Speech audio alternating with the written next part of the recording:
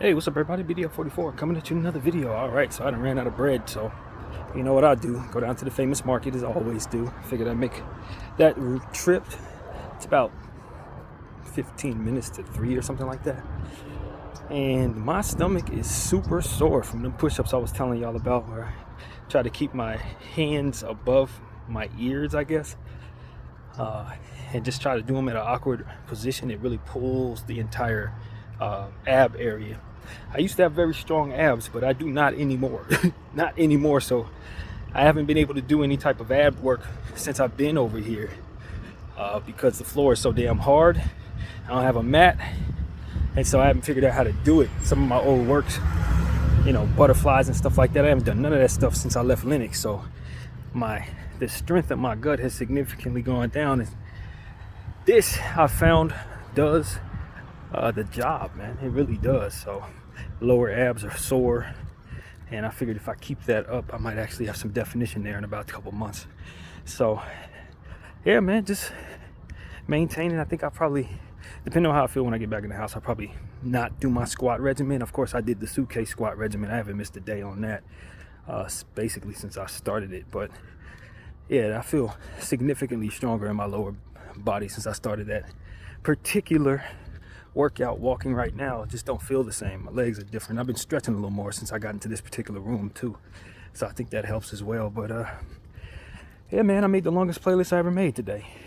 The longest one I've ever made. 2 hours and 20 minutes, unless I edit it when I listen to it. And I don't know if I will edit it because it's a Bob Marley playlist. All Bob, man. Bob and the Wailers. So I just figured with everything that's going on in the world, man, this world could use a BDF Bob Marley playlist, man. It really could. And so I made one today. Just especially after how I was feeling this morning.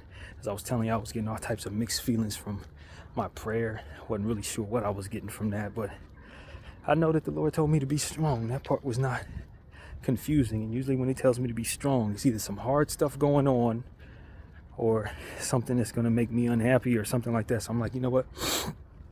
I didn't want to get out of bed this morning. As soon as I got that prayer in, and all them confusing feelings came my way, I was like, man, I'm in bed. I don't think I got out of bed till 8:30. I must have woke up at like 6. So that's how long I stayed in the bed tossing and turning wide awake. But eventually I got up, did everything that I said I just did, and then started the Bob Marley playlist. And of course, it don't take long to make a playlist like that. Since the app has been working for the last couple months, very pleased with how Apple Music's app has improved upon its on what they're doing there. They've all that complaining I used to do. It's not something that I've been having to deal with at all lately. So I've been very thankful for that. Shout out to all the people who are working on that app. You know, the complaints are loud, and so should the thanks. So thanks to everybody who fixed that application and made my life a lot easier.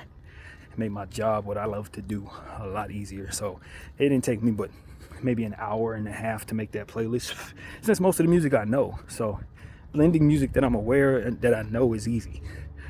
New music and trying to find new music is hard. But when you're going through somebody like Bob Marley, who I say 85% of that playlist, I'm familiar with the music. I only put like 4 or 5 songs that I didn't know on there. And so that's what I did, man. I just enjoyed making that. And then looked at my phone, saw all the dead babies in there, all the gaslighting from Israel, usual, you know, same old stuff.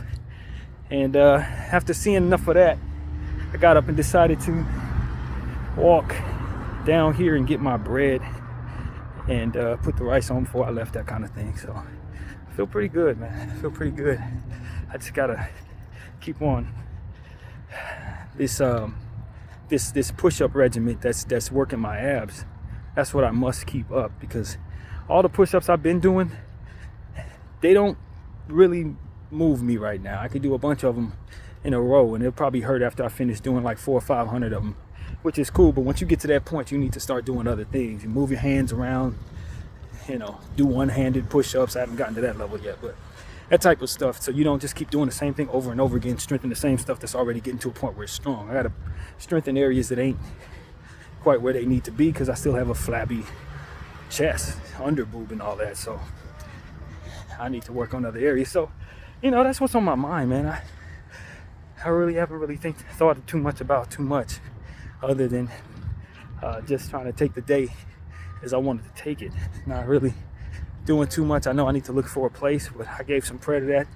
The Lord told me to be at ease, and I figured it's Thanksgiving week, man. It's gonna be pretty hard for me to get into anything. But I just, as far as this K thing, I haven't heard nothing from her. But I sent her a text this morning, just basically kind of responding to the meditation that I was having. The meditation was essentially telling me a bunch of mixed feelings, but more or less that reaching out in the morning wouldn't hurt. So that's basically what I'll say. And so I just said hello, good morning, and a bunch of other stuff in a short amount of text that essentially said, I'm not giving up on you. I know that what you being silent isn't necessarily all to do with me, although I probably have something to do with that. But this is just how she is, so I just wanted to know I'm not over here falling apart in her absence, because that's something we talked about. So that's pretty much my whole point of view when it comes to her. And I'm not, I'm feeling pretty good. Today's one of the days where I haven't done too much thinking about that situation. Not too much about that situation at all. So, at the end of the day, if she wants to come back around, she'll be back around. If she doesn't, I'll keep on healing, because that's really what it's all about. I've learned so many lessons. As I told you guys yesterday, had a great day of content yesterday on this channel with these therapy sessions. I encourage everybody to check out yesterday's particularly, because it was just a lot of good stuff having to pertain with my understanding of what I need to learn. That's really what this whole weekend was about, honestly. Just me learning what I needed to learn to kind of deal with myself and in regards to her absence this go round, and just what it means to not allow yourself to continue on the path of being dependent on others, and learning what questions you need to ask the Lord to kind of help you through the situation, rather than just feel what you feel and complain, or feel what you feel and be sad. There are things you can bring to God about the specifics of how you feel and what needs to happen for you to feel better, that you can address with him. And that's what I was trying to remind myself as I was feeling down, because the enemy's gonna make you feel like you don't have no solutions. The enemy gonna make you feel like everything that's in your natural mind without prayer is the truth.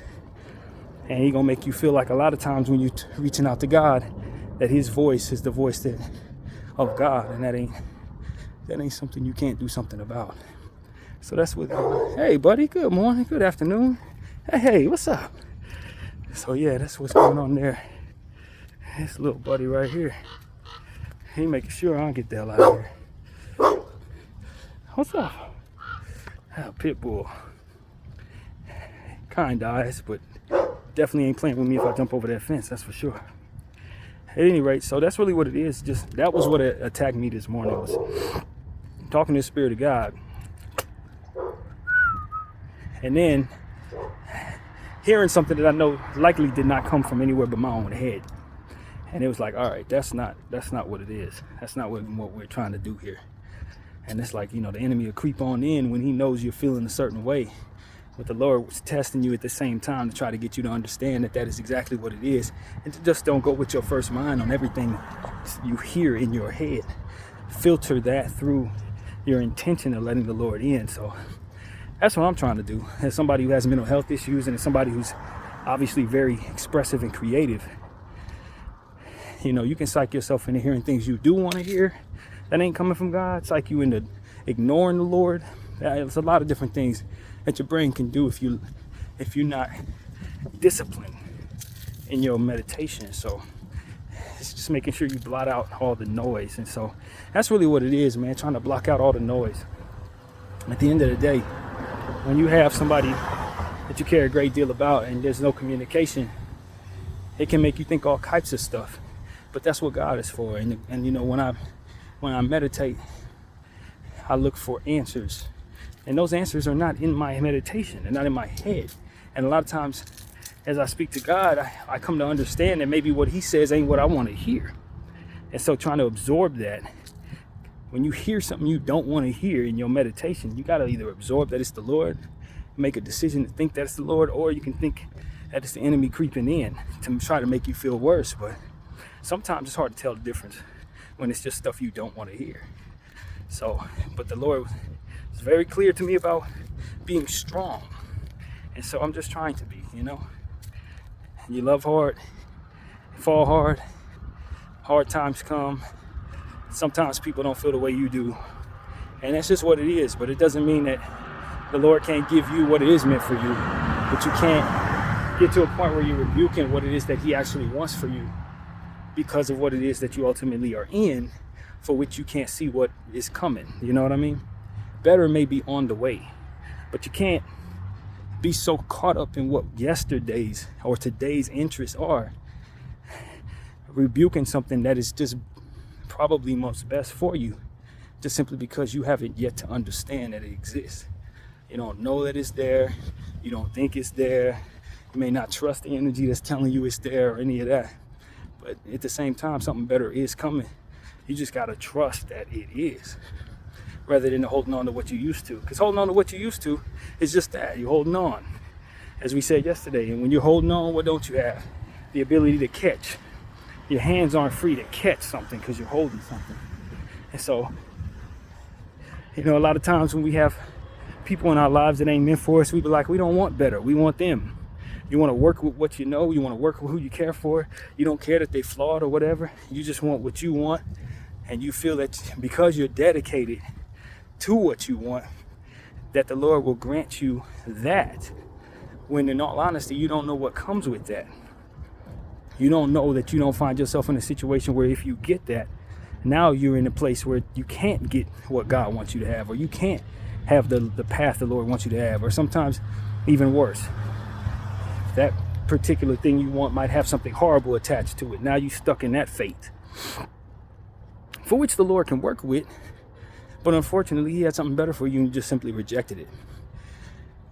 And then a lot of times, because you keep giving people opportunities to have you when they're flawed in ways they need to change, you step in the way, as we talked about in my dream, of the energy that's supposed to be coming their way in regards to them learning.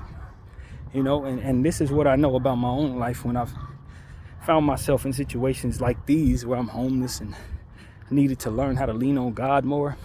With what it is that I've learned from these circumstances, would I like to relive them? No.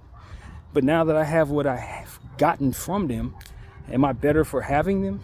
Yes. Now that I've already gone through the path of living through it, am I appreciative of the reward that came with living through it? Yes.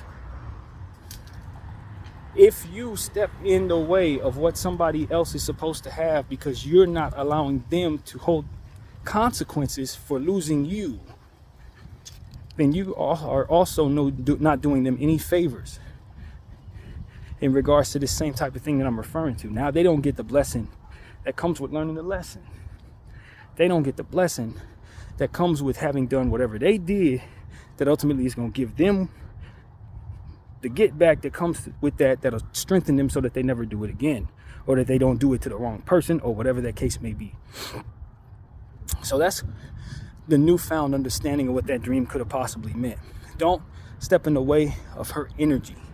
Meaning, if her energy is going to do something that she has no business doing in regards to letting a good person out of her life or pushing a good thing or whatever that is, however that goes, if that's what it is, doesn't have to be that. But if it happens to be that, me trying to get in the way and continue to tell her that it's fine to do this and telling her that I'm still going to be there and no matter what, doesn't give her the blessing of losing me, the good thing, and thus learning the lesson that comes with having gone through whatever that means in her life. So that's what I'm learning.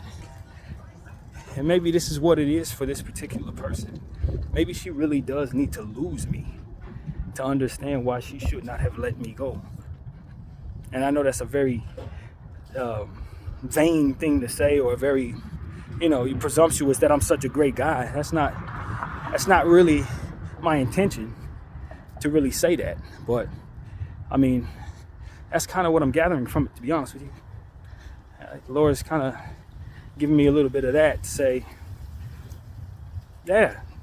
I saw a meme today that said, it was this lady, it wasn't a meme, it was like a little TikTok. She was put on IG. She said, man, if people want to walk out, no, that's not how it went. She was like, don't walk out of good people's lives. Don't step on a friendship or a relationship that can be life-changing because you haven't healed. Get the healing you need so you can not step in the way of the blessings that certain people are. Because if you push them away because of your unhealed nature, you're going to pay for that by not having the blessings that they are going to be. And she said it in her own way, but that's basically what it was. And I was thinking like that.